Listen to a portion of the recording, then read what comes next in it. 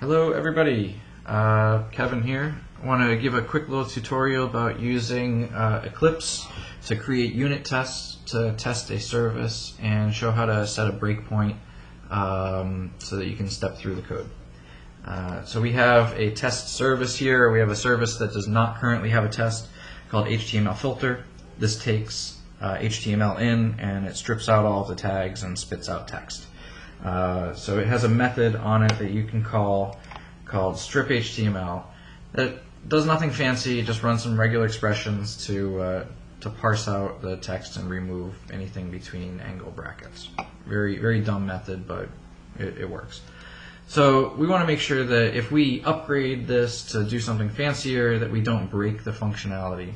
So what we have is in the source folder, I've got the MyRobotLab and repo projects checked out and set to the develop branch. The package or the class that I'm going to be testing is in the source folder, HTML filter, and the MyRobotLab service folder. So if we go down to the test folder, there's also a MyRobotLab service folder, and we can create a new class. We're going to call this the HTML filter test. And this is in the same package. We have a naming convention that it's the class name that you're testing and then the suffix test here. Alright, so this is going to be a JUnit test, so I'm going to import org.junit.test. And this is an annotation that you can put on any method. So I'm going to create a public void method here, which is called test HTML filter.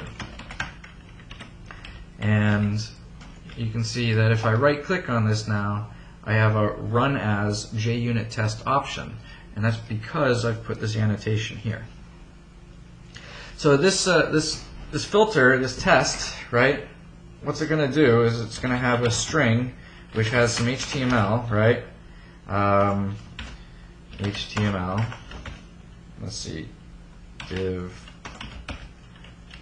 test slash div, something that looks like that maybe, and it's going to have an expected result which would be just test, right? And so what we want to do is we want to take this string, pass it through our HTML filter, and validate that we get test back. So we're going to create an HTML filter, myFilter equals, and runtime.create and start myFilter HTML filter. We're going to use the runtime to create this, and you'll see that this returns a generic service. It doesn't return HTML filter, so I'm going to typecast it there. And now what I want to do is I'm going to have an actual result is going to be myFilter.strip HTML for the HTML. And so now we've got HTML, we've run that through the myFilter, and we have the actual result that came back. And in JUnit we have this thing assert equals that the expected is equal to the actual. Expected.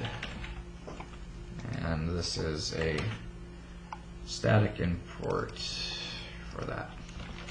And now, if all goes well, I will right click on this, say run as JUnit test, and it starts it all up, and it gives me a big green bar here.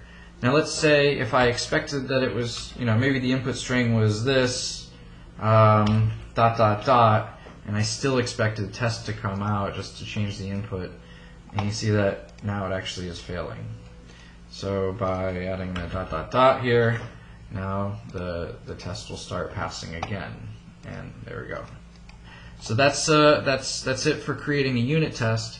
Now let's say that we had some sort of a problem in here, and we want to create a way to step through the code to see what's happening, inspect in more detail.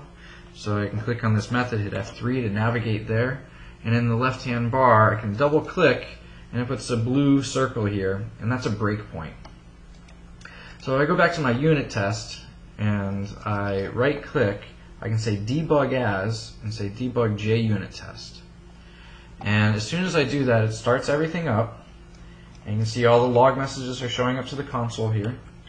And what it does is it stops the code right at this line where I've got the breakpoint. And in here, I can actually take a look at the value of the variables, some various things about the service, you know, that maybe you care about, maybe you don't care, like the name of the service and stuff. And here's the local variable test, or text. So by pressing F6, I can go to the next line, and you can see that now there's a variable called clean because it ran through this.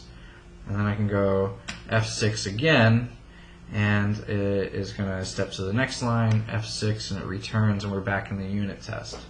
There's also F8, which kind of resumes execution.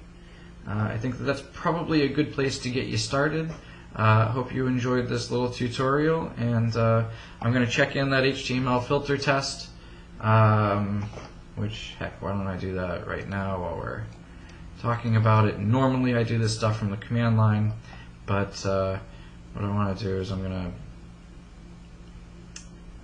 pull any changes that are there, and now I'm going to commit some local changes, and my local change that I'm going to commit is this HTML filter, adding HTML filter to the unit test, or adding a unit test for the HTML filter service.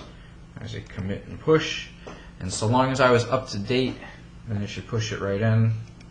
Click OK, and that's it. So now the next time this build runs, if there's something that this check-in broke the build on us, then this unit test will capture that. Hope you enjoyed this. Good luck, and have a great day.